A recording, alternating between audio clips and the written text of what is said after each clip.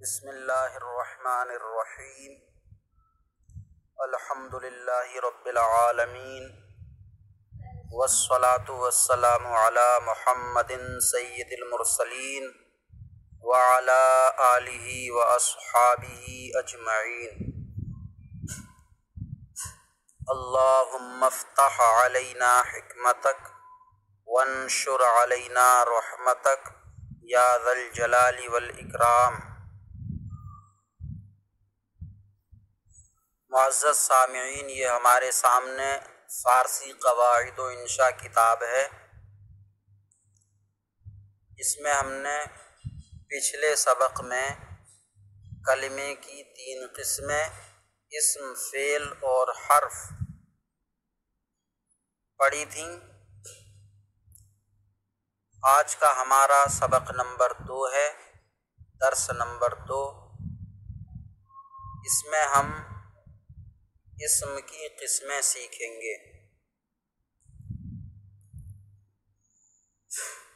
ہم اردو زبان بولتے ہیں، سمجھتے بھی ہیں۔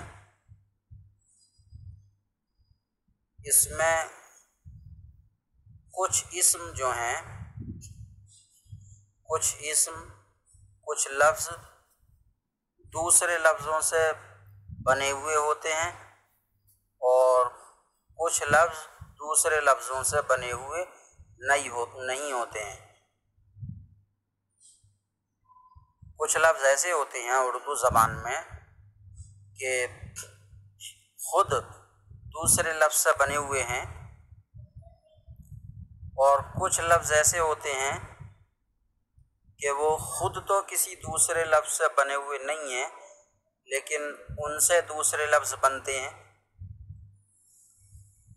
اور کچھ لفظ ایسے ہوتے ہیں کہ نہ تو خود وہ کسی لفظ سے بنے ہوتے ہیں اور نہ ہی کوئی لفظ ان سے بنتا ہے۔ مثال کے طور پر ہم بولتے ہیں پڑھنے والا۔ پڑھنے والا بچہ بغیر پڑھنے والے بچے سے بہتر ہے، یا قرآن کریم پڑھنے والا مبارک بندہ ہے۔ تو یہ پڑھنے والا جو ایک اسم ہے، یہ ایک دوسرے لفظ سے بن کر آیا ہے۔ وہ دوسرا لفظ کیا ہے؟ وہ دوسرا لفظ ہے پڑھنا۔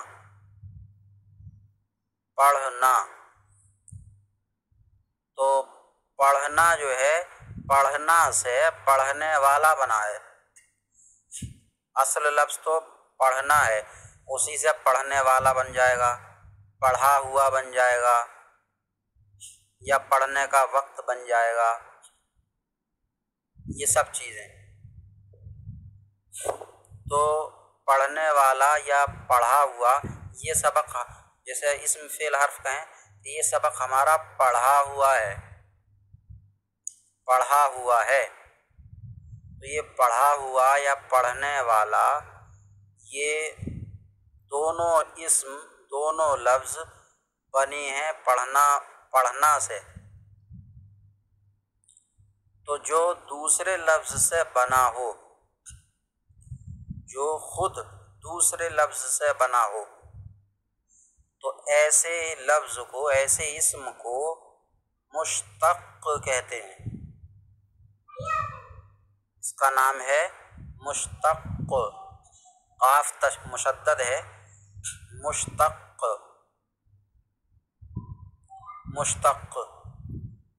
اور جس لفظ سے بنے ہیں یہ پڑھنا،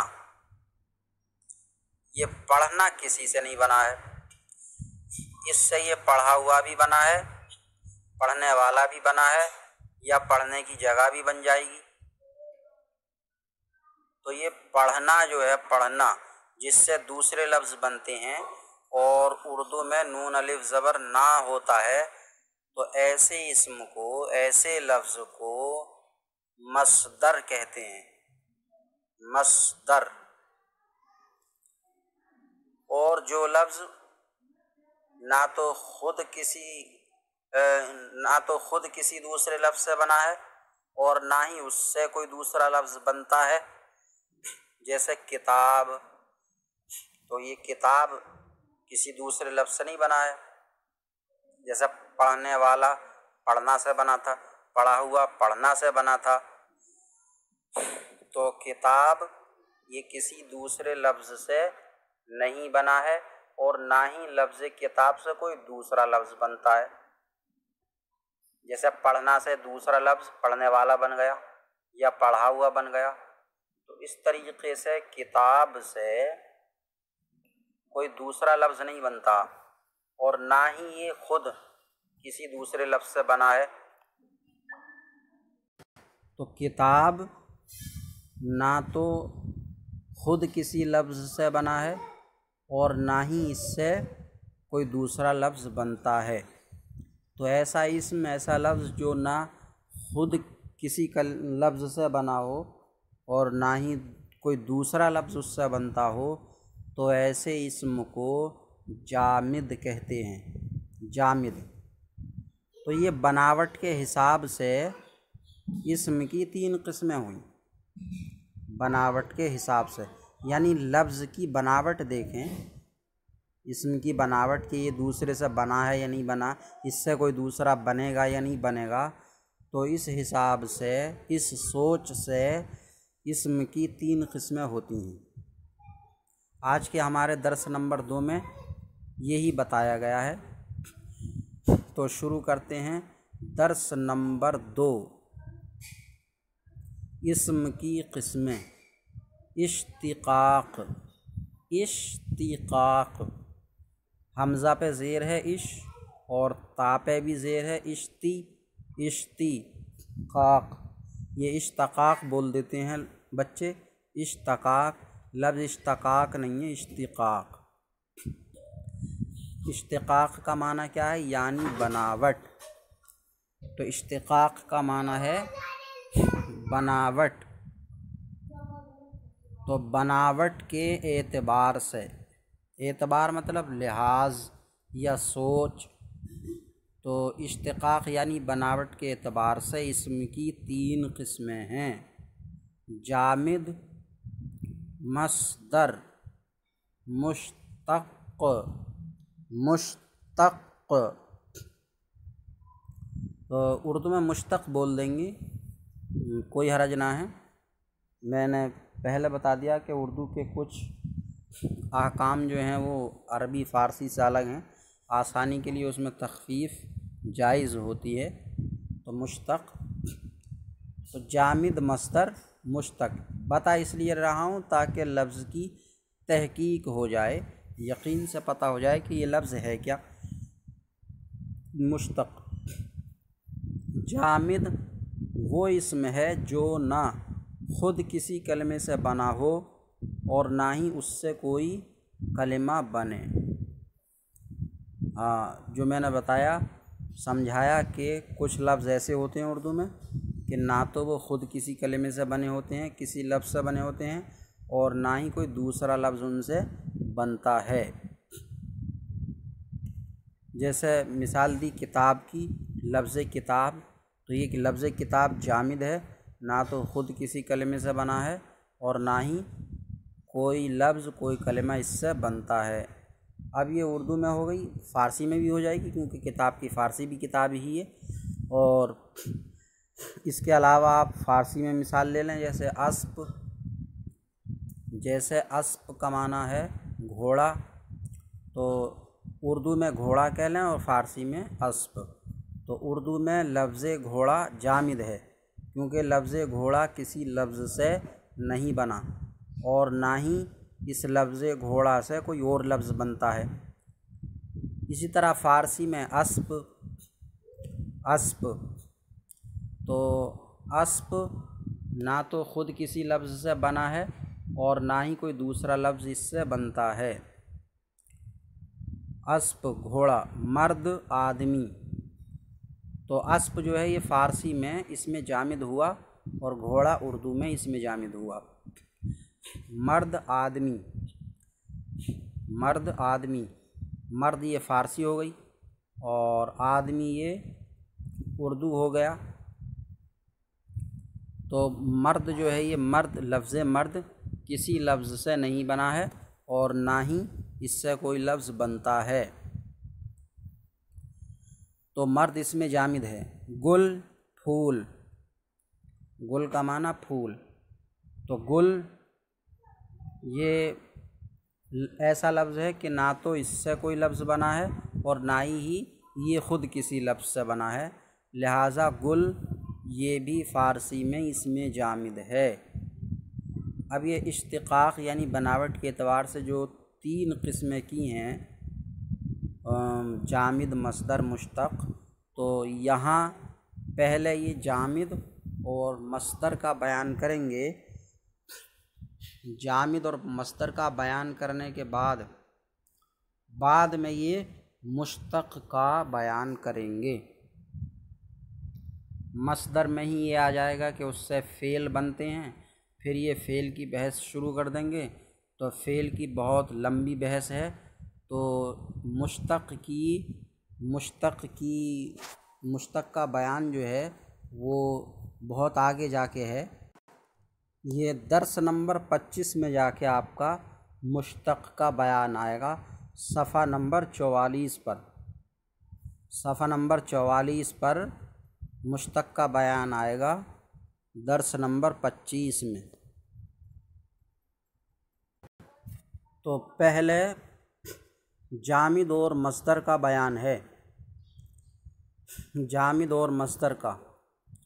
اب جامد جیسے میں نے بتایا، اسب کا معنی گھوڑا یا کتاب کا معنی کتاب، تو جامد میں آپ جب غور کریں گے، جامد لفظوں کو ڈھونڈیں گے، جیسے اسب معنی گھوڑا، کتاب معنی کتاب، گل معنی پھول، اور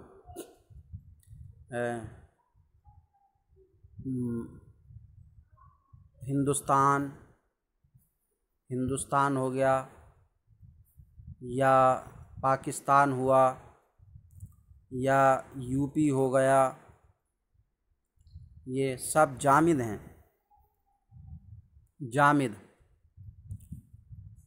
اور یہ اسب، گھوڑا یہ بھی جامد، کتاب یہ بھی جامد، اور یہ زید یہ بھی جامد، بکر یہ بھی جامد۔ تو یہ جامد جو ہوئے اتنے لفظ، ان میں فرق ہے۔ اسب کا معنی گھوڑا یہ بھی جامد ہے، کتاب کا معنی کتاب یہ بھی جامد ہے، اور گل کا معنی پھول یہ بھی جامد ہے۔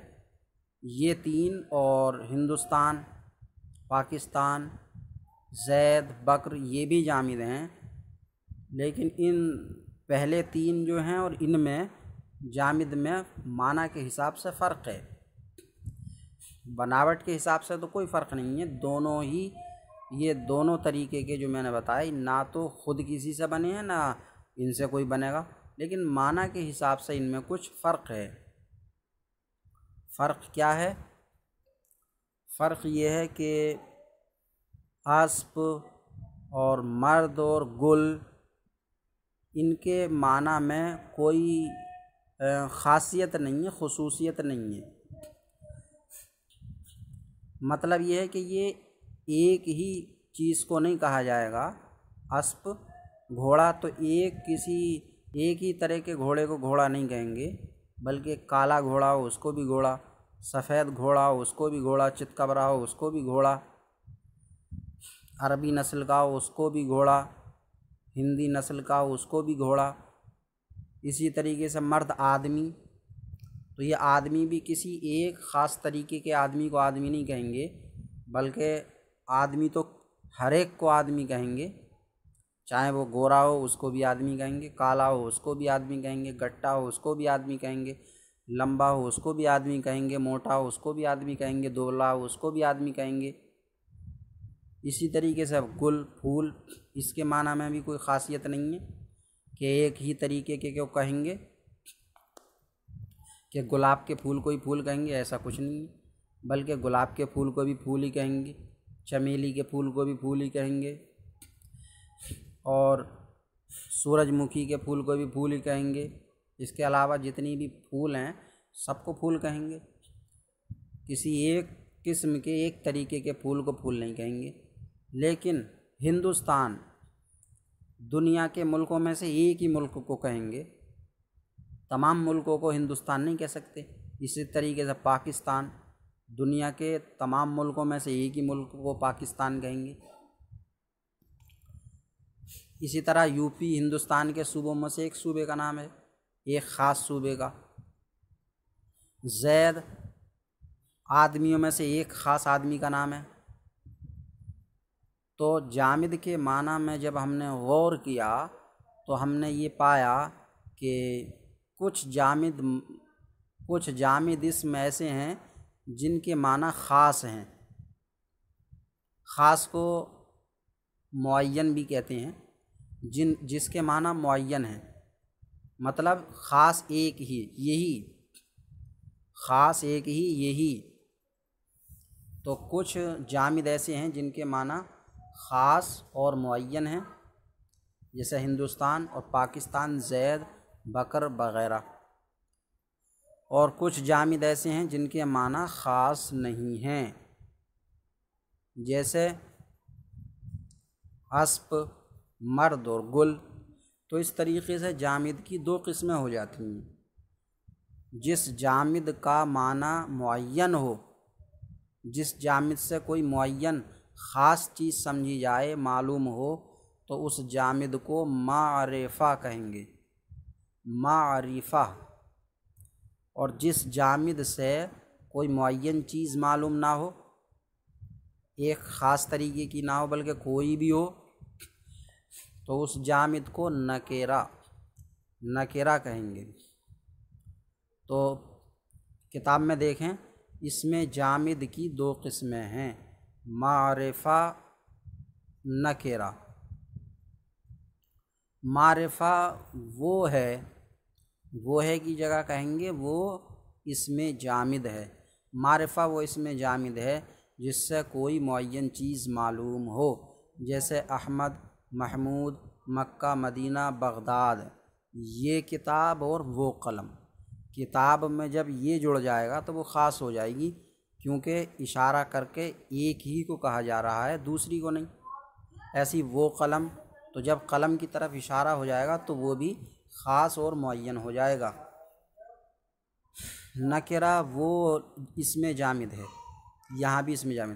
نکرہ وہ اس میں جامد ہے جس سے کوئی معین چیز معلوم نہ ہو، جیسے قلم، کوئی قلم، کوئی سا بھی ہو، کتاب، ایک کتاب یا کوئی کتاب، مردے، ایک مرد، کوئی مرد، گوسفند، بکری، ماکیان، مرغی، مرد، آدمی۔ اللہ تعالیٰ سے دعا ہے کہ سبق کو سمجھنے اور یاد کرنے کی توفیق عطا فرمائے۔ السلام علیکم ورحمۃ اللہ وبرکاتہ۔